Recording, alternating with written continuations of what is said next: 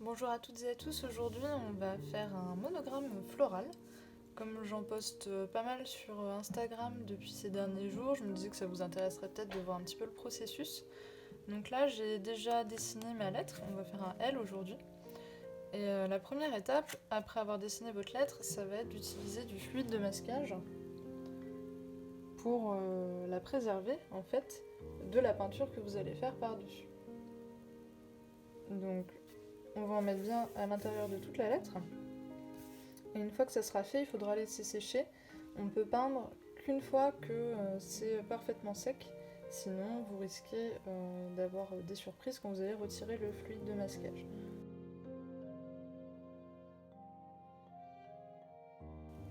Alors, vous pouvez utiliser, quand vous faites des grands aplats comme ça, des pinceaux.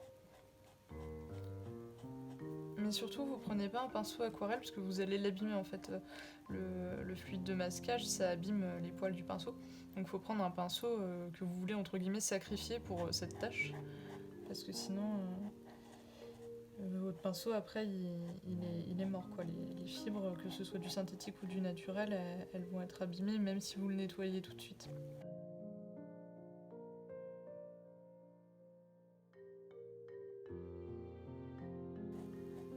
Alors, je vous conseille aussi de prendre un liquide de masquage qui soit coloré.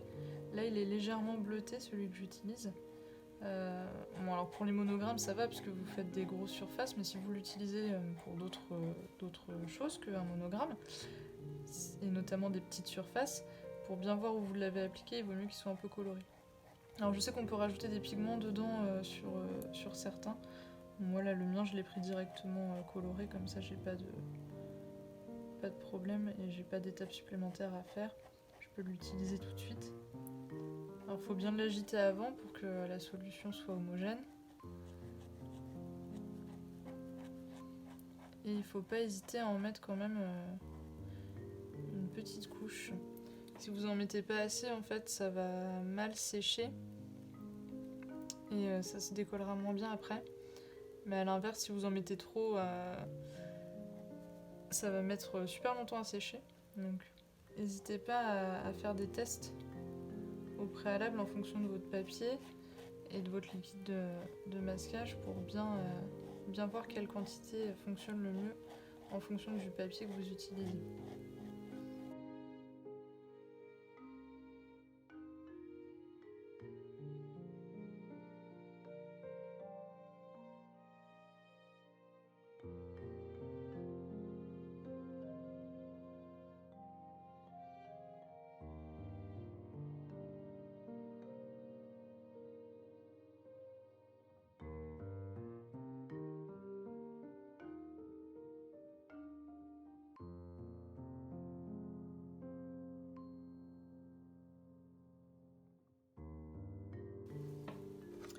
Voilà, donc une fois que vous avez tout mis, comme je vous le disais, on va laisser sécher.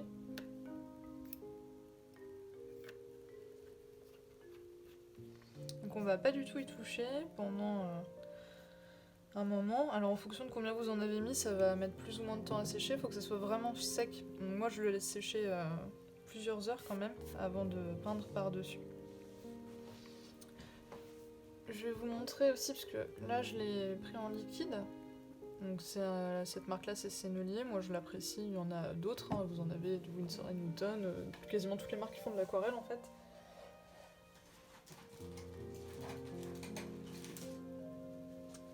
Et j'avais aussi, avant d'acheter mon Sennelier, j'avais le PBO comme ça, en stylo. Alors, l'avantage, c'est que vous avez une pointe très fine. Ça s'utilise vraiment comme un stylo. Pour des petites choses, pour des choses pas trop précises, par exemple si vous voulez faire des ronds, des formes géométriques, des petites étoiles en fond, ça le fait. Mais je le trouvais trop collant en fait, il accrochait trop mon papier coton et du coup ça avait tendance à s'arracher. Donc pour que ça n'arrache pas mon papier, la seule solution que j'avais trouvée avec celui-là c'était d'en mettre quand même une bonne couche. Donc pareil, il faut l'agiter avant de l'utiliser.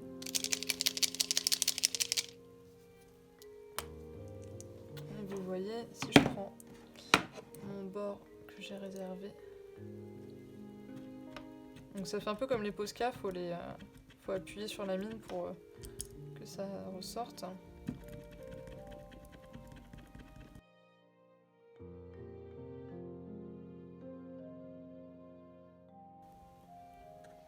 Ça fait super longtemps que je l'ai utilisé, du coup il est tout sec.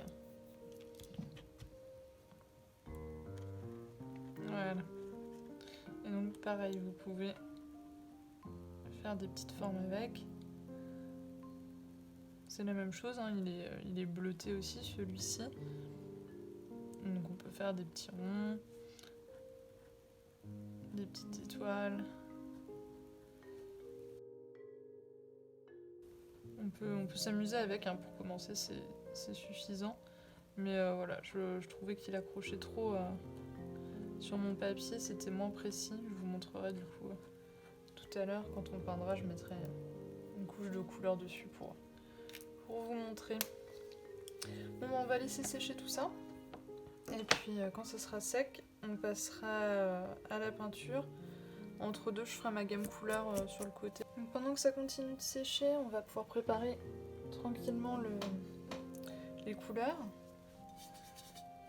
Donc la commande là, c'est des teintes roses et grises. Donc je vais voir ce que j'ai déjà dans ma palette.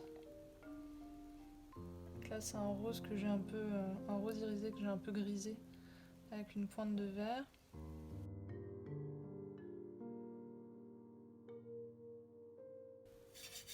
On m'a demandé de rester dans des teintes un peu pastel, donc vous voyez après vous pouvez adapter en fonction des couleurs qu'on vous demande ou que vous souhaitez faire à l'inspiration.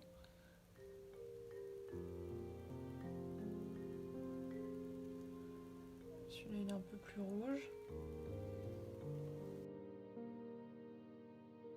Je fais un mélange entre un gris de peigne et mon noir de lune pour avoir quelque chose d'un peu plus sombre.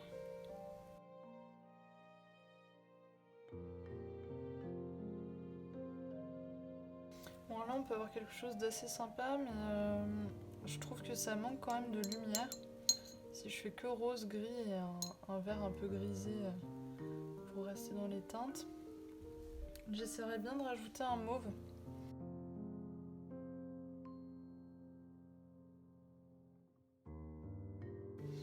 On va partir sur ça, donc je pense que je vais faire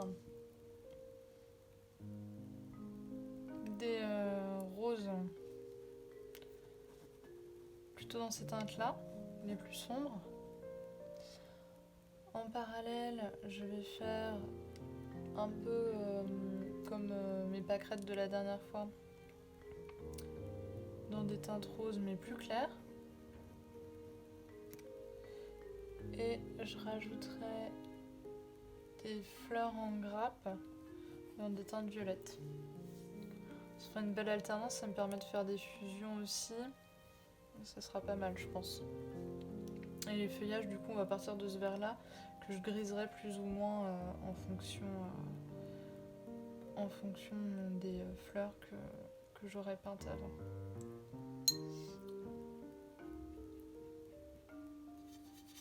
Bon là, mon liquide de masquage, vous voyez, il est toujours pas sec, hein. J'ai des endroits où j'en ai mis une bonne couche et du coup, ça a un petit peu de mal à sécher ici, là, sur la ligne en dessous. Donc quand je vous dis plusieurs heures, là ça fait une petite heure que j'ai laissé sécher. Donc c'est pas suffisant encore quoi. Donc on va continuer à laisser sécher et on verra après. Bon là c'est sûr ça a bien séché, donc on va pouvoir passer à la peinture. Vous voyez si je touche, c'est... si vous entendez le bruit. Ça colle un peu mais c'est sec. Ok. Donc là on peut y aller. Du coup...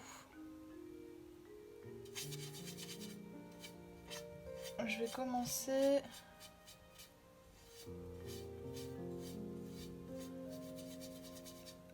par des roses très looses.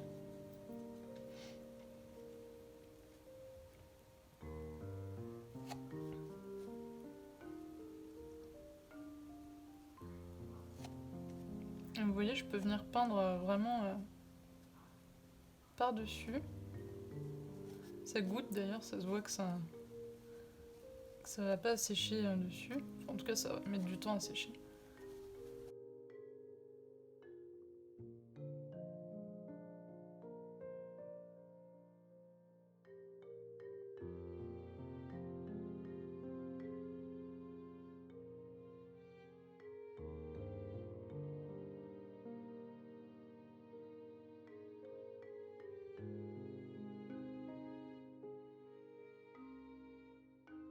Donc là, on va changer de fleur.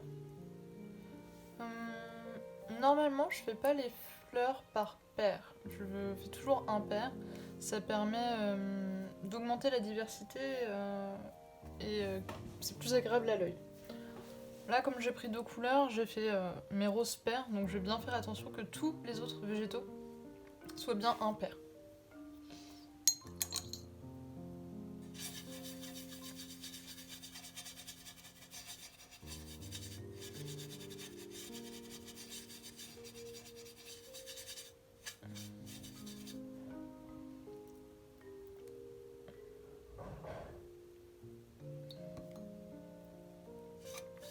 Alors si je veux faire mes petites marguerites, il faut que je leur fasse quand même un centre un peu jaune. Mais comme là on est dans des teintes un peu froides avec le rose et le gris, je vais pas prendre un jaune trop lumineux, sinon ça va trop contraster. J'y ai pas pensé en faisant mon échelle de teinte tout à l'heure.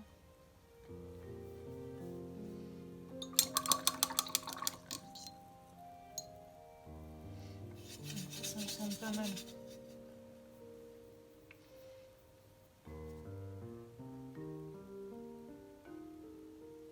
Et je vais les faire très grosses, vu que là on est sur un format A4.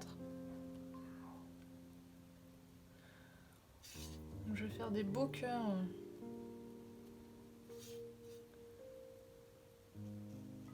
Bien humides.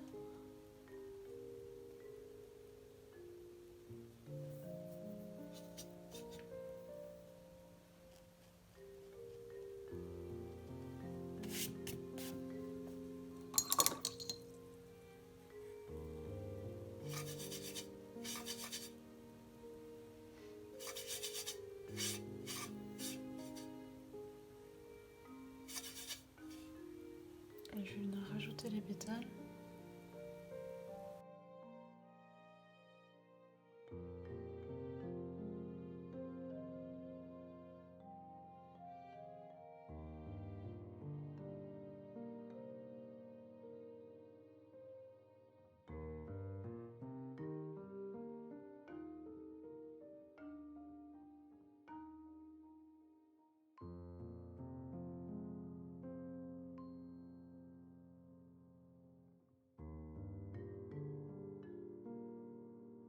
Alors, vous voyez, j'en ai 2 là qui sont très proches des autres. Et si je les fais maintenant, tout va se mélanger, ça va faire un pâté. Donc je vais attendre que celle du tour sèche. Et je repasserai par-dessus, comme si elles étaient l'une sur l'autre, ça fera un jeu de transparence. Pardon.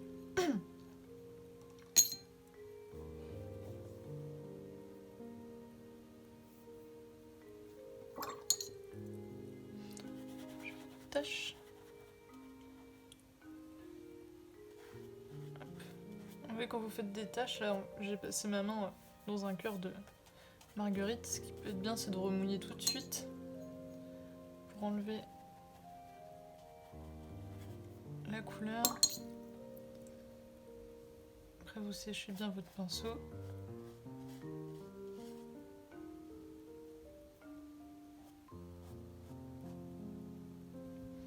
Et vous revenez dessus pour enlever l'excédent d'eau. Ça va sécher tout à l'heure, on verra plus les petites fibres. Ok, donc mis à part mes 2 marguerites là que je dois terminer tout à l'heure,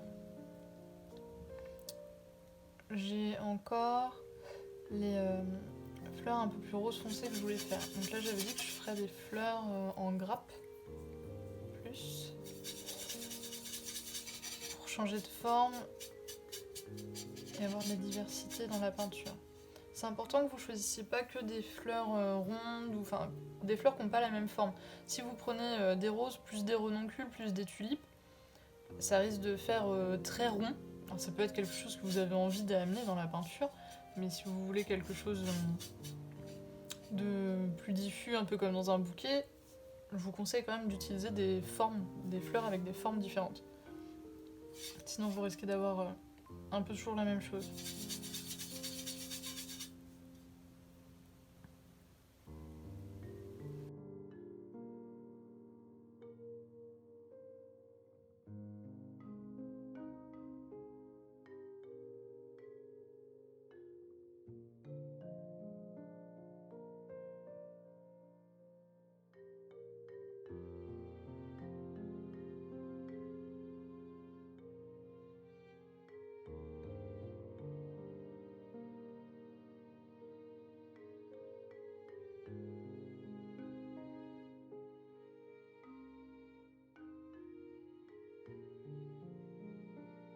Je sais pas si finalement j'aurais besoin d'utiliser les violets que j'avais préparés pour contraster, parce qu'avec les petits cœurs des marguerites, c'est plus lumineux et j'ai peur qu'après ça fasse trop rose mauve fifi, alors que la commande c'est vraiment rose et gris. Par contre je rajouterais peut-être des feuillages un peu gris, parce que là pour l'instant j'ai que mes deux roses qui sont là, qui sont grises. Donc je rajouterais peut-être des sortes d'eucalyptus entre vert et gris.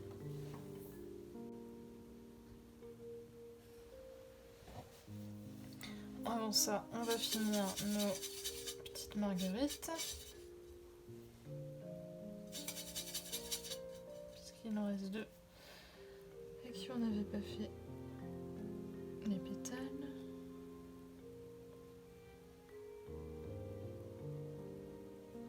Alors, je vais partir du principe qu'elle passe derrière le lilas.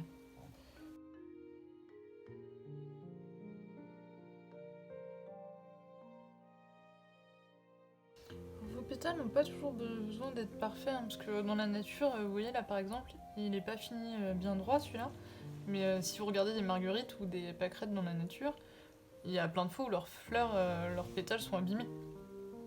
Vous n'avez pas besoin d'avoir exactement la même forme à chaque fois.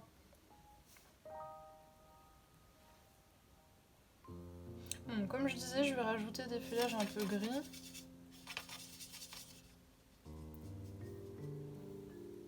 Mais d'abord, on va laisser bien sécher, parce que je vais les rajouter certainement soit comme s'ils passaient derrière les fleurs, soit par-dessus. Et je vais bien les positionner pour faire ressortir la lettre là où j'ai pas de couleur. Donc là, vous voyez, ça va moins bien ressortir. Dans le coin ici, il manque des choses, ça va pas bien ressortir. Le petit coin là aussi. Ici, ça va pas bien ressortir. Vous voyez, tous les endroits où j'ai du blanc assez présent, il va falloir combler avec des feuillages pour que que ça fasse bien ressortir la lettre. Si vous n'avez pas envie, parce que votre composition elle vous plaît déjà, vous risquez que la lettre ressorte pas bien et à ce moment-là, en fait pour la faire ressortir, vous avez plusieurs techniques. Soit vous la peignez dans une couleur qui va bien aller avec votre composition, donc soit une couleur très pastel, par exemple là moi je prendrais soit un gris, soit un rose très clair, ou alors au contraire avec une couleur qui tranche, bien plus foncée. Et sinon, une deuxième possibilité, à part remplir la lettre entièrement, ça va être de lui faire un liseré. Donc pareil, soit une couleur qui tranche, soit même une couleur métallisée, doré, argenté, tout ça, ça passe généralement plutôt bien. Bon là en attendant, on va faire sécher avant de faire les feuillages. Hop, donc là ça a un peu séché, donc on va pouvoir faire les feuillages, comme je vous disais. Alors, on va partir sur des petits eucalyptus dans un premier temps. Et vous voyez, je place volontairement une de ces feuilles dans l'angle. Comme ça fera ressortir la lettre à cet endroit-là.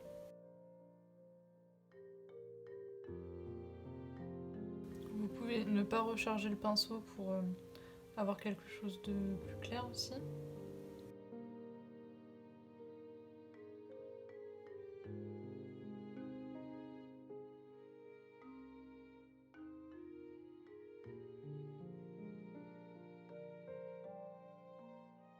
On va peut-être s'arrêter là pour les eucalyptus et on va remplir avec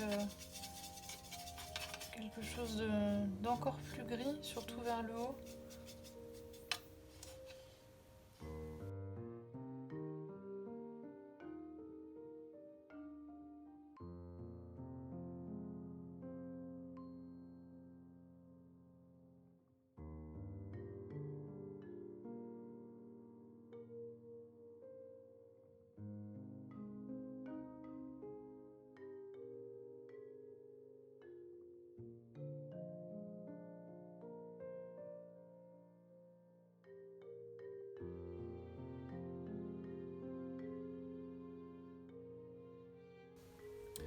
Donc je regarde où est-ce qu'il pourrait y avoir des endroits où vraiment ma lettre ne ressortirait pas bien. Ça m'a l'air plutôt pas mal. On va laisser sécher et je vous montre comment j'enlève le drawing gum. Donc là c'est sec normalement. On va retirer le drawing gum. Pour retirer le drawing gum, je vérifie toujours que les petites taches de peinture qui sont venues se mettre pendant qu'on a peint sont bien sèches. Donc pour ça je prends un tissu et je viens tapoter dessus. Parce que quand je vais enlever le drawing gum, il est possible que je dépasse un peu sur mon aquarelle et que par conséquent, si j'ai de la peinture qui est pas sèche dessus, je fasse des traînées. J'ai pas envie de mettre une traînée rose sur mes petites feuilles ou autre, donc je vais venir tapoter avec un tissu propre pour être sûr. Bon là ça avait l'air bien sec, mais il vaut mieux s'en assurer. Ensuite, pour enlever le drawing gum, on va venir frotter en fait, tout doucement, là où il y en a. Avec la pulpe du doigt, pas avec l'ongle, ou avec une gomme, mais moi je trouve qu'avec la pulpe du doigt c'est quand même mieux. Après, testez, vous verrez ce qui vous convient le mieux, mais pour moi, la pulpe de mon doigt fonctionne mieux. Donc on commence d'un côté.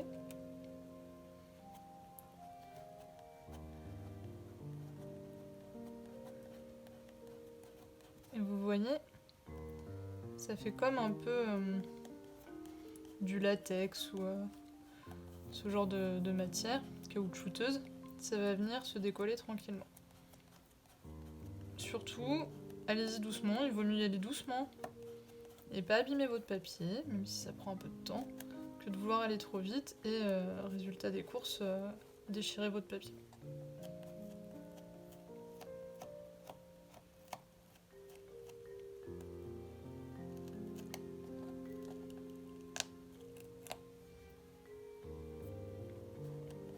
C'est comme quand on gomme, hein, ça fait plein de petits bouts, donc préparez un petit contenant ou une poubelle à côté de vous pour enlever tranquillement au fur et à mesure. Mon téléphone avait plus de batterie, donc du coup ça a coupé, mais je vous disais préparer un petit contenant à côté de vous pour les épluchures. Et si dans un sens ça fonctionne pas, n'hésitez pas à aller dans l'autre sens. Donc là vous voyez j'ai fini d'enlever le drawing gum.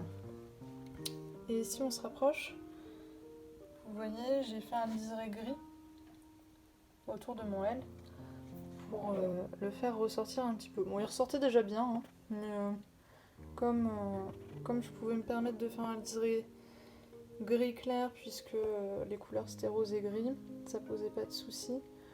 Je l'ai fait pour mieux faire ressortir la lettre.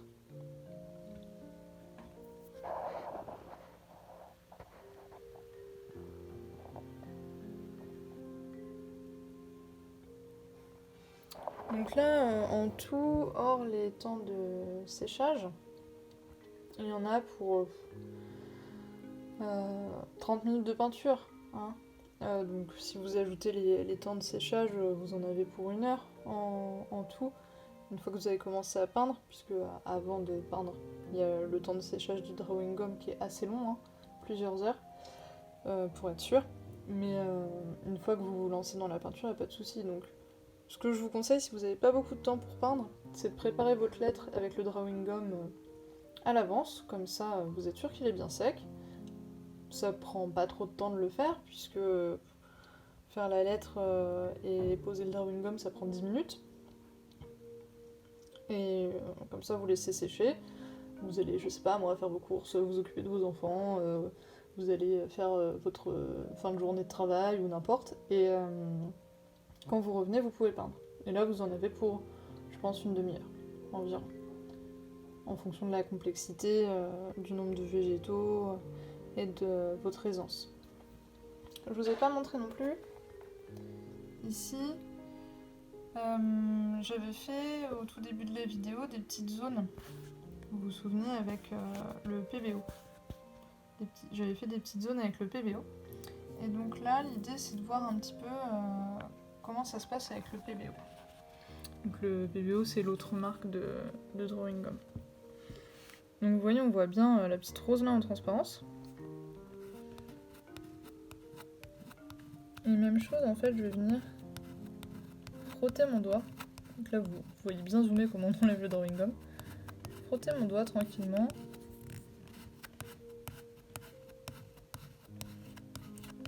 Et ça enlève toutes les petites pluches noires là que vous voyez. Bah ça c'est du Drawing Gum que j'enlève.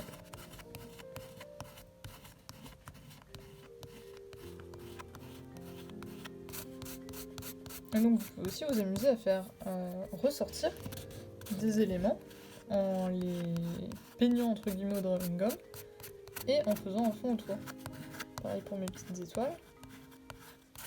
Donc pour faire des petits points pour un ciel étoilé ou des flocons dans un paysage d'hiver, pratique.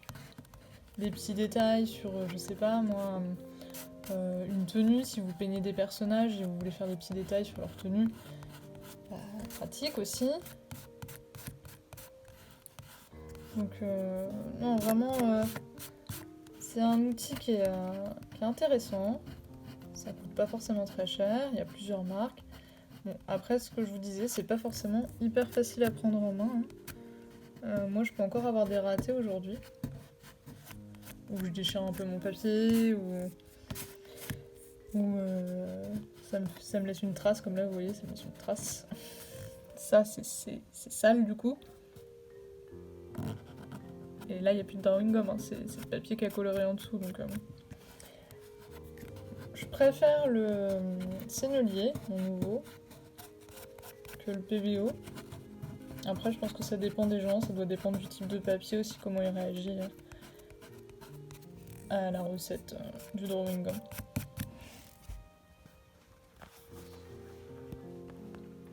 En tout cas, voilà pour notre lettrage. Donc j'espère que ce tutoriel vous aura plu. N'hésitez pas à vous abonner au tuto du Bosquet qui sort tous les dimanches. Et à me mettre en commentaire si vous avez besoin de conseils supplémentaires ou si vous avez des conseils aussi, pourquoi pas, sur le Drawing Gum, puisque c'est un médium que j'ai encore un peu de mal à utiliser. Et voilà, j'espère que vous aurez passé un bon moment avec moi. Envoyez-moi sur Instagram ou par message vos réalisations, ça me fait toujours plaisir. Et je vous souhaite une bonne fin de journée. Au revoir!